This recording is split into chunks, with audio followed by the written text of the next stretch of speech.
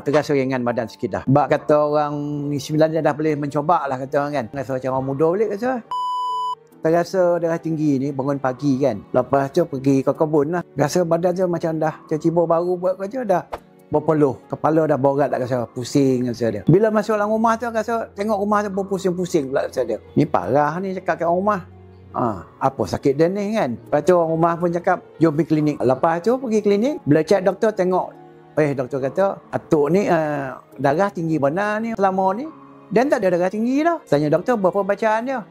180, 110. Mak, baik tak pensan? Sebab kata orang tu, perubahan tu adalah sikit je kan. Dia turun lah ke 150. Taklah orang kata. Tak banyak lah. Bila dah balik tu, anak datang rumah. Dia kata, abah ni cuba pakai makan herba 3 serangkai. Dia nama dia kan. 2 minggu pakcik dah makan tu, ada sikit ringan badan tu kan. Pak kata orang daripada tadi 160 tu, dia turun lah ke dalam 150. Teruskan, amalkan. Dalam masa sebulan tu terasa ringan badan sikit dah. Sebab kata orang ni 9 dia dah boleh mencoba lah kata orang kan. Peluh sihat tu keluar. Lepas lah 2 bulan sebab kata orang rasa macam orang muda balik kata. Boleh jalan kaki kedai kopi lah. Tak payah naik motor je dah. Ni dia nak khabarkan lah herba 3 serangkai ni. Dan dah cuba dah. Memang kata mustajab kata orang dia. InsyaAllah. Sebab kata orang nak kata jadi muda balik tak ada lah dah kan. Tapi stamina muda tu ada lah.